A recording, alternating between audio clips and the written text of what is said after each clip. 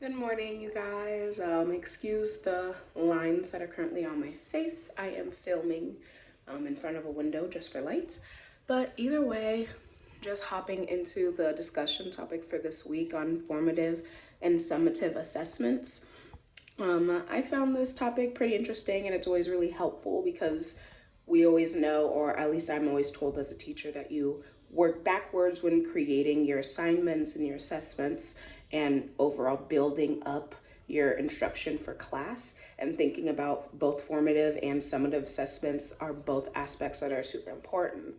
So I guess just thinking about what those things are, summative assessments are those finals, those tests that we give our students to assess their learning for like whole value content. They're looking at bigger concepts and finding out how much they understand and how much they've actually grown through a series of lessons. And I feel like this often really comes up for me, like I had said, for finals, for end of unit assessments.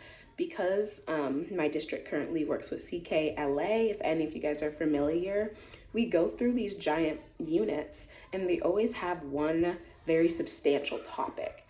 Like so far, my children have done classical novels like The Wind in the Willows. We've done animal classification. We've done the environments and like terrain.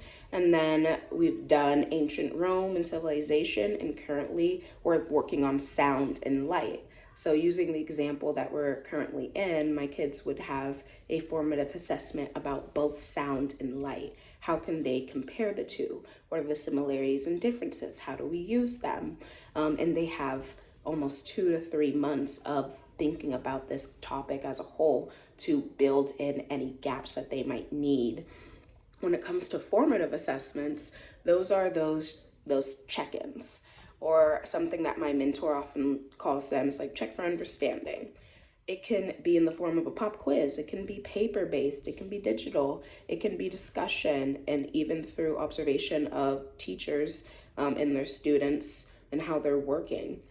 Formative assessments are something that even if you don't know if you're doing it, you probably are, because we're always looking for ways to understand where our kids are at. And formative assessments are also those points where you can quickly kind of alter or take a sharp turn in whatever you're teaching to fill in the gaps that are going to help them really get the concepts so that they can be successful later on that summative assessment at the end of the unit. But either way, both of them are super important. A couple of things that I personally like to do with my students, because I like to switch up how they test, and because I have a lot of ELs, sometimes paper-based is not always the best way for them to represent learning, unless within the standard it physically says that they have to represent it through written means. Of course, there's always tests, but we often do a lot of projects, whether that includes building something, creating a poster. And my kids are a little young. I'm third grade, so they're still learning how to use things like digital tools like slides. But we try our best, and they definitely love the alternative because not only is it teaching them tech skills, but they get to do a lot of observing around the room. They have more time to ask questions. They feel like it's a least stressful testing environment. And because things are individualized and students are still asked to do everything on their own in most cases, I still get a very good sense of where that student is at, how much they've actually learned, and where I need to continue to push them. For summative, I probably like digital tools on the computer the most, specifically things like Blooket, specifically things like 99 Math are both platforms that I personally use. And if you're unfamiliar with those, it is essentially like the remote game that we saw in one of the example videos, where students would be asked a question that might be based on the topic that they're learning that day, that moment. And it's almost like an exit ticket in a digital way, giving them another way to represent that isn't as boring or traditional as a paper-based exit ticket, for example.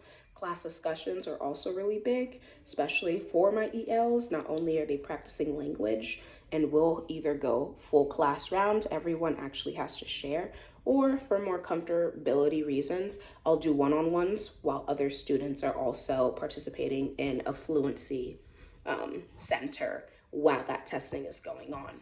but a lot of opportunities for both pathways. And like I had mentioned at the beginning, it's really the thing that's going to help our students and us know what we're looking for and know what actually is considered mastery and what skills are actually being utilized and built up. But anyway, that's all I have for you guys, and I look forward to responding to all of your information as well. Thank you.